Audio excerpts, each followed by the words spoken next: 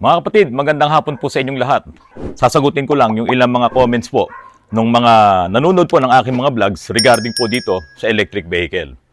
Ito pong si Jesse Oongkoy. Ang sabi po niya, I would never buy electric vehicle. They are all garbage unless their batteries will cost as much as the regular batteries. Just ask good mechanics. I am one of those mechanics that will tell you not to waste your hard-earned money in buying electric vehicle. Alam niyo mga kapatid, sa panahon ngayon kung totoo yung sinasabi nitong si Jesse na aaksayahin mo lang ang pera mo kapag bumili ka ng isang electric vehicle, kayo na po makakapagsabi na malaki pong pagkakamali yung sinasabi niya. At kailangan daw, kung bibili daw po siya ng electric vehicle, dapat daw po ay maging katulad na lang nung mga presyo, nung mga regular na battery, yung halaga nitong battery na ginagamit sa mga electric vehicle. Hindi naman po mangyayari yun mga kapatid. Kasi talagang napakamahal ng mga batteries na ginagamit dito sa electric vehicle. Pero ngayon sa panahon ngayon, hindi na siya ganun kamahal na katulad nung unang maglabasan po itong mga electric vehicles po na ito. Doon kasi sa sinasabi niya, they are all garbage unless their batteries will cost as much as the regular batteries. Hindi po ito basura. Kayo po na ngayon ay nandiyan lang sa inyong mga kabahayan dahil hindi na nga po tumuloy sa mga bakasyon dahil napakamahal nga po ng presyo ng diesel at saka ng gasolina. At yung mga bagay na yan ay hindi pa natin alam kung iyan ay magbabago sa mga darating na panahon, darating na buwan, darating na taon. Kasi nga nagkakagulo pa diyan sa Middle East. Ito mga kapatid, tignan niyo po kung ito'y basura, itong electric vehicle na to, palagay ko nagkakamali siya Kasi ito ngayon ang hinahanap ng maraming tao. Dahil ito ay napakababa ng konsumo kahit noong pa man na umpisahan itong electric vehicle. Itong nasa likod ko na electric vehicle na to ng Moretti, hindi ito mamahaling brand. Hindi nga ito kilala. Ang sabi nga po nung marami na nagko-comment at nagpe-personal message pa po sa akin, waklas daw. Walang kwenta para sa kanila itong electric vehicle na to. Pero napapakinabangan ko to, 2 linggo ko na po itong ginagamit. At halos umuubos lamang po ako ng 35 to 40 pesos a day sa konsumo ko, sa kuryente, dito sa electric vehicle. Doon naman po sa sinasabi ni Jesse, I'm one of those mechanics that will tell you not to waste your hard-earned money in buying electric vehicle. Jesse, kung talagang ikaw ay mekaniko, gaano kahirap mag-repair ng isang makina? Yung pinakasimpleng makina na lang. Gaano katagal, gaano kamahal, gaano kahirap mag-repair. Pati sa transmission, kung gumagawa ka ng transmission, gaano kahirap mag-repair ng transmission. Yun lang naman halos ang pagkakaiba ng isang electric vehicle na standard sa isang internal combustion engine. Katulad itong Honda City ko na ito, may makina, may transmission, automatic. Pero the rest ay parehas na yung kanilang trabaho. Ngayon, baka natatakot ka na hindi ka maka-adapt kapag nagdamihan na itong mga electric vehicle. Kasi baka hindi ka marunong sa electronics, sa electrical system. Huwag kang matakot, Jesse. Kasi mas lalong gagaan ang magiging trabaho natin. Kasi itong mga electric vehicle na to, napakasimple. Huwag lang talaga yung mga mamahalin. O kung ikaw ay nasa US, yung mga nandyan na brands, mamahalin talaga. At kailangan mo ng mga matitinding mga IT, mga engineers, at yung train talaga ng mga kumpanya na yan, ang gagawa lamang ng mga electric vehicles na yan. Pero, itong mga electric vehicle na mura lang, na nandito sa Pilipinas, na gawa rin naman talaga ng China, huwag kang matakot. Kasi kung halimbawa nasira ang motor, palitan mo ng motor. Kung nasira yung kanyang inverter, nasira yung kanyang converter, nasira yung kanyang body control module, lahat yan ay mga modules lang. Palitan mo ng modules. Walang iniwan to sa isang computer na kapag nasira ang motherboard mo, palitan mo. Nasira ang video card mo, palitan mo. Ganun lamang. No? Sa dami ng mga IT expert natin, kaya yung mga computers natin, hindi natin nagiging problema ngayon. Kaya kung natatakot ka na baka pag dumami na itong mga electric vehicles, ay mawalan na ng trabaho yung mga mekaniko, hindi po. Tayo pa rin ang gagawa niyan. Yun nga lang sila, kaya din nilang gawin to. Ang inisip siguro ni Jesse, paano yung mga magagandang brands? Hindi mo yan pwedeng pakialaman. Tumpak ka dun. Dahil yung mga nagagandahang brands na yan, na mga mahal na brands na yan, ang talagang magre-repair lang yan, doon talika lang sa kasa. Pero itong mga electric vehicle, katulad ng Moretti, marami pa dyan no, na nasa market, thinking mo pa lang yun, Jesse, na magiging garbage, pero paano magiging garbage yan? Tingnan mo, hindi siya magiging garbage, Jesse. Napakalaki ng tulong po nitong electric vehicle po na ito. At dun sa sinasabi mo, Jesse, na itong mga electric vehicles na to ay garbage, ano ang tingin mo dito sa mga internal combustion engine ng mga sasakyan na halos hindi magamit ngayon? Dahil unang-una, napakamahal ng gasolina at diesel. At dito nga sa amin 20 liters lang ang pwede mo ikarga. Hindi ka pwedeng mag-full tank. Nagkakaroon na po ng ganyang senaryo dito sa Rizal. Sa mahal ngayon ng gasolina at diesel, alin ngayon ang nagmumukhang garbage? Alin ngayon yung mga naka-standby na mga sasakyan? Yung bang electric vehicle na sinasabi mong garbage? O itong mga internal combustion engine? Darating pala yung panahon na magkakaroon ng malaking problema sa presyo ng gasolina, ng diesel, langis at iba pang mga produktong petrolyo. Hindi natin ini-expect yan. Nung nagsimulang sumikat ang mga electric vehicle, marami ang nagsasabi, yan ang magiging kalaban ng mga big-time oil players, no? Yung mga nagninegosyo ng langis, diesel, gasolina. No? Sila mismo ang pumipigil para sumikat itong mga electric vehicles. Pero, eto na ang nangyari ngayon. Yung hindi nating inaasahan na malaking kaguluhan dyan sa Middle East na nagpasabog ng maraming mga mina ng krudo, no, mga refining company diyan sa Middle East, pati yung Straits ng Hormuz ay hinarangan ng Iran. 'Di ba? Napakalaking problema niyan. Pero itong mga electric vehicles ngayon, totoo. Sila ngayon ang hinahanap ng maraming tao. Dahil kargahan mo lamang sa kuryente mo, magagamit mo na. Sigurado naman sasabihin naman ng iba, tataas din ang presyo ng kuryente. Pero hindi katulad nito na halos wala ka nang mabiling gasolina. Umaamot na lamang tayo doon sa mga bansa na meron silang mga stock na mga gasolina at diesel para may magamit tayo. Kung mawalan man ng kuryente, marami pang paraan. Mayroong windmills, mayroong hydroelectric power, mayroong solar power, napakaraming pwedeng pagharnisan ng energy. Di ba? Na walang ko-control sa yung mayaman, walang ko-control sa yung Middle East, walang ko-control sa yung US.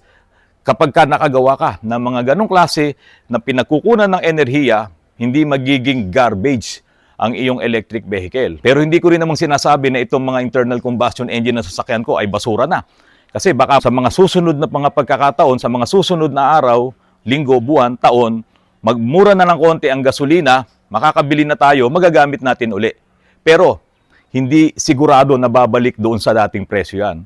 Babawi muna itong mga pinasabog na mga manufacturers ng mga gasolina at diesel na yan, mga refining companies na yan, babawi muna yan, itatayo muna nila ulit ang kanilang business bago maging mura ang gasolina at diesel. Ito naman po ang isang comment ni John Jimenez.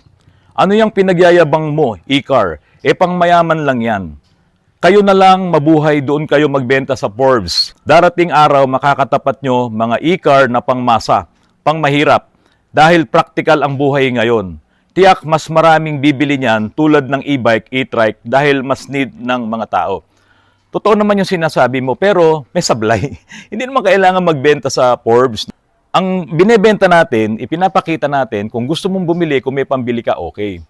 Pero yung sabihin mong pangmayaman lang ito, hindi totoo yun. Yung nakarang vlog ko, yung si Samboy na nag-drive ng e-trike niya na namamasada 16 hours a day, hindi siya mayaman. Pero dahil sa naka-e-trike siya, ito yung sinasabi mong mura, napapakinabangan niya yung e-trike niya. Nakakapaghanap buhay siya, nabubuhay niya ang kanyang pamilya. Doon tama ka. Darating yung mga murang e-trike, mga murang e-bike pagdating ng panahon. Nandyan na lang naman yun. Kaya lang maraming natatakot dyan kasi nga maraming nagsasabi na delikado, maraming nagsasabi na mahal, maraming nagsasabi ng mga negative na epekto ng baterya, naniniwala kagad sila doon. Pero doon sa sinasabi mong pangmayaman lang to, hindi totoo yun. Marami ngayon ang bumibili ng electric vehicle na hindi naman talaga sobrang yaman at hindi rin naman talaga mahirap. Kung mahirap ka, ba't ka bibili ng electric vehicle? Saan mo gagamitin? Ngayon, yung mga may sedan, may mga kotse, na katulad nitong mga nasa likod ko na ito, kung magtitipid ka talaga, hindi ka makakatipid dahil napakataas ng presyo ng gasolina ngayon. So ano ngayon ang alternatibo mo bilang tulad ng sinasabi mo na dapat practical ang tao ngayon, yung ipinanggagasolina mo dito na sa bawat araw na gagamitin mo ay malulugi ka talaga, ibili mo ng electric vehicle. Dahil dito sa electric vehicle, sa bawat araw na ginagamit mo ay nakakatipid ka. Iyon ang napakagandang epekto ng electric vehicle. Pero, ito kung bibili ka ng napakagandang electric vehicle, yung sobrang mahal na electric vehicle, parang kumuha ka ng baterya na hindi na kumakarga na ipinalo mo sa ulo mo. Dahil sa unang-unang paggamit mo pa lang yan, magiging masaya ka lang. Pero, talo ka na sa hulugan, talo ka sa maintenance, dahil yan ay tali ka sa kasa, at syempre, napakamahal niyan. Panalo ka lang sa pagiging sikat, pero hindi ka mananalo sa pagbabayad ng electric vehicle na yan. Ito pa po ang isang comment ni Glassman. Sir, one word lang. Ang ibig mong sabihin, practical ka. Di mo kailangan ng mamahalin na EV para sumaya. At di mo rin need magpaliwanag ng mahaba to please your viewer, sir. Okay lang din nga talaga sana na hindi ko ipaliwanag ng mahaba, pero magiging walang kwenta kasi kapag hindi natin ipinaliwanag, Sir Jasman. Pero salamat sa iyo at naiintindihan mo yung sinasabi kong dapat talagang maging practical tayo sa pagbili ng ating sasakyan at pumili nga tayo yung talagang pakikinabangan natin. Katulad na lamang nitong nasa likod ko. BMW 318i at yung Toyota 86 nandun. Inaalikabok na. Hindi ko magamit itong dalawang to. 2.0 kasi ang engine nito. Talagang mauubusan ka ng pera sa kapapakarga ng gasolina. At mas lalo na, yung dalawang nandoon pa sa kabilang parking, no? 2.4 na Honda Accord, 2010 model, 2.4 na Toyota Camry, 2010 model. Naku po, napakalakas talaga sa gasolina. Tapos yung ginagamit pa ng anak ko, yung CRV, na nandoon sa labas na yun, 2.0 din po yun. No? Malalakas sa gasolina. Kaya ngayon, ito, hindi kami bumiyahe ngayong bakasyon, hindi kami umuwi ng probinsya, hindi kami nag-outing. Dito na lamang muna kami sa bahay para makatipid ng konti. At kaya naman ako nakabihis ng ganito, ngayon po ay Huwebes, meron po kaming pagsamba. Ngayon, ito pa po yung isang comment ni @RU9X. Baka mamaya hinahayaan yung bumili kahit walang lisensya. May rehistro ba yan? Siyempre may rehistro yan. Maging updated ka, alamin mo na itong mga electric vehicle na ibinebenta ngayon ay dapat may rehistro, dapat may plate number, at hindi ito pwedeng i-operate or patakbuhin ng isang taong walang lisensya. Mahuhuli din po siya. Wala po itong pagkakaiba sa registration din ng mga internal combustion engine na katulad nito. Pero itong mga electric vehicles, wala po itong coding. Kaya ito ay libre na nakakabiyahe araw-araw. Balikan ko yung coding na yan, mga kapatid. 3 years ago, maraming kumukontra dito sa electric vehicle dahil lalo lamang daw pong magiging masikip ang traffic sa ating mga kalsada dahil madadagdag daw po itong mga electric vehicles na wala silang coding. Hindi sila kayang pigilan. Sa isang banda, tama yon. Kasi dadami sila, madadagdagan sila na gumagamit ng kalsada. Pero iilan pa lamang naman noon yung mga bumili ng electric vehicle. So ito yung pantapat nila sa coding. Ang kagandahan kasi doon, mga kapatid, kaya naman talagang nauso itong mga electric vehicles na to. Una, sa health.